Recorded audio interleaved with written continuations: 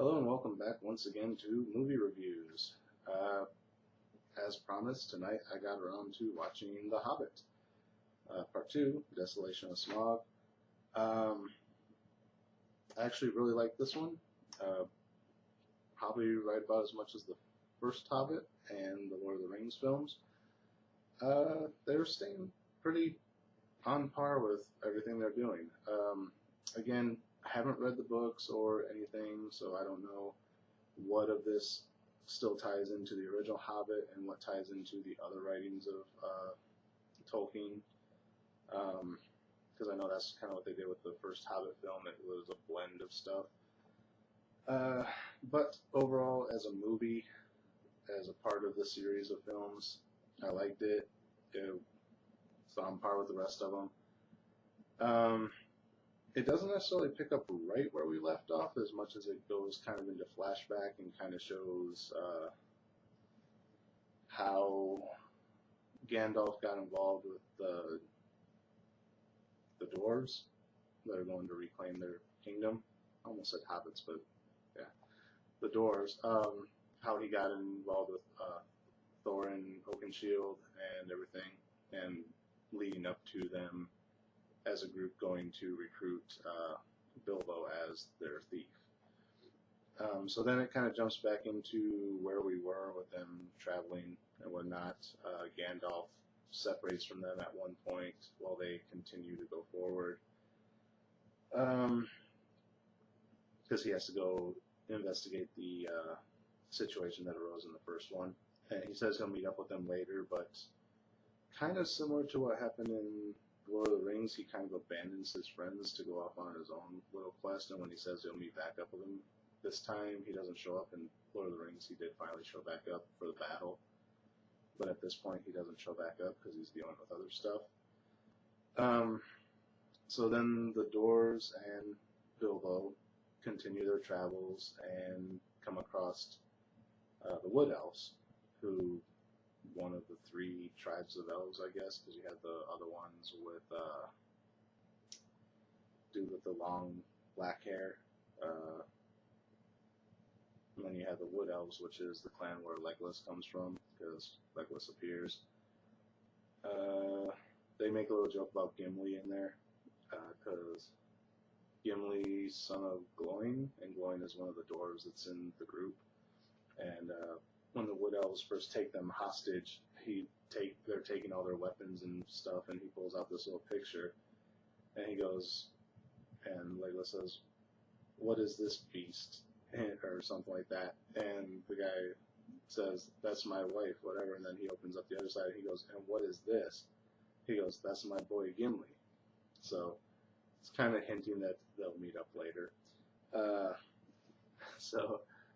There's another Wood Elf who is like captain of the guard. Is Legolas likes her, but Legolas turns out is the son of the king of this particular tribe, and the king thinks that even though she's a good friend, she's beneath him as far as marriage because she's not royalty or whatever.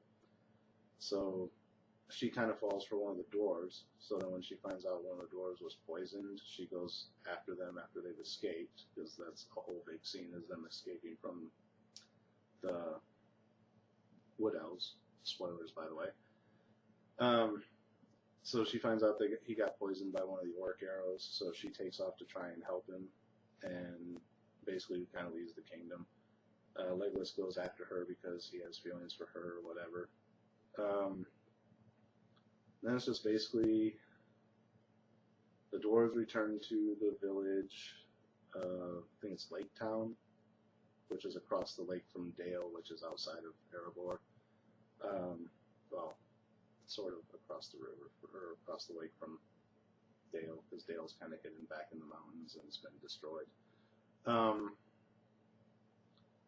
So they make it to Lake Town. They meet this other bard, basically, who smuggles them into the town, and then they get caught, but they reveal themselves to the town mayor or whatever as we're the dwarves who are the rightful heirs to the castle. We're going to reclaim our home, and whatever gold is there we'll split evenly with everyone. So everyone's going to become rich. the bard realizes who they are, and he's like, "That's a bad idea. You're gonna unleash the dragon on us all. Remember what happened to Dale." And the mayor, who doesn't like the bard, of course, wants to show favor with the people because the people are already against him because of the conditions of the town. So he's like, "Well, if it'll bring riches to the town, go right ahead." And kind of lets them go. So they get up to the mountain, and this is a ways into the film. I'm paraphrasing everything. So once they start getting towards the mountain, it starts to get to that middle point of the movie, and then you're like, okay, the movie's going to end any time, because that's how the Lord of the Rings and the Hobbit films work. They build up character stories, and then they get to the action, and then right when you're waiting to see what's going to happen next, credits. So it's getting to that point, and it's like, okay, when's the credits coming? When's the credits coming? And then as I thought about it, I was like, well, obviously there's still going to be another half hour to this movie, because in the preview it shows Bilbo's confrontation with Smaug. So they have to at least get into the mountain, or at least Bilbo does. So they go up to the mountain, and first they can't find the door, so they're all leaving. Bilbo doesn't want to give up that easy, so he looks around and he finds the door. So he calls them back, they come back, they enter. And they just kind of leave Bilbo there. They're like, okay, you go find this jewel that we need. Because that's the main reason they want to go back in, is to get this jewel, because that jewel basically declares who the king of all the dwarven tribes are. If you have that jewel, all the dwarven tribes will follow you to no end. If you don't have it, then some will follow you, some won't, whatever. So it's basically like a civil unrest. Unless you possess this jewel, then they have no choice but to follow you. So Smaug took that jewel, and that's why the dwarves are all broken up. So that basically they're hiding just inside the door, just sitting there doing whatever. I tell Bilbo, okay, you go find the jewel, then once I have the jewel, I can reunite the dwarven clans, and then we can properly retake the mountain. And Bilbo goes to find the jewel, ends up waking up Smaug. So him and Smaug have this back and forth, and then Smaug realizes what's going on. Bilbo's trying to trick him. You know, the dwarves are there, he can smell them. So they never do regain this jewel. Basically, Bilbo is running for his life at this point. He keeps trying to get the jewel, but keeps getting cut off, so he's finally just like, screw it, I'm out of here. And Thorin's like, did you get the jewel? And he's like, willing to sacrifice everything to get this jewel.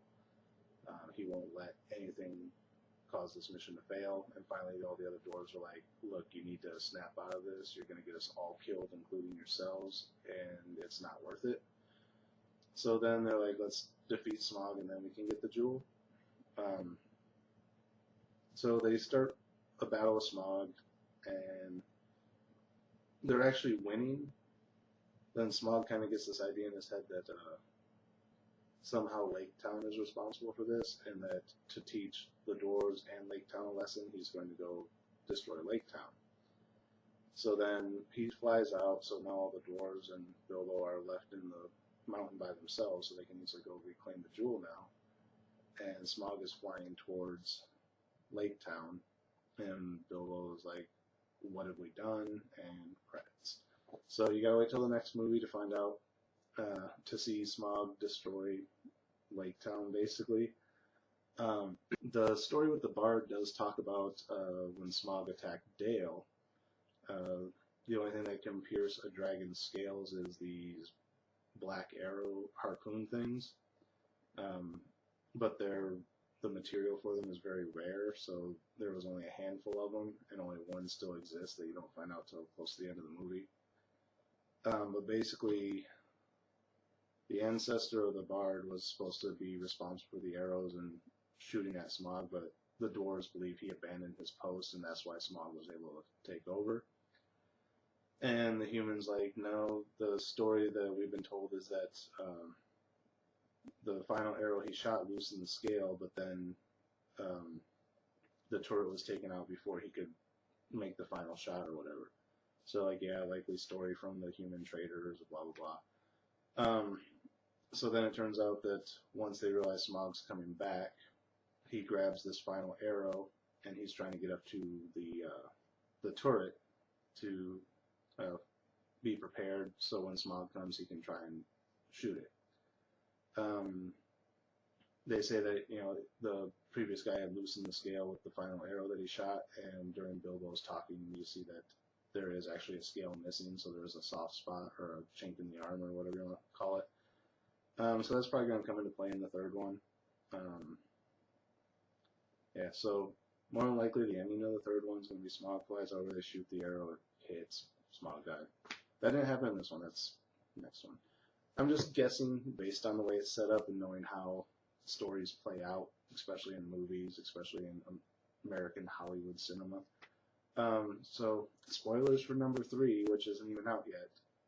Most likely that may be how it ends. Like I said, I've never read the books. I don't know.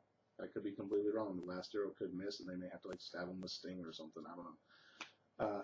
Anyway, so yeah, that's basically the movie in a nutshell.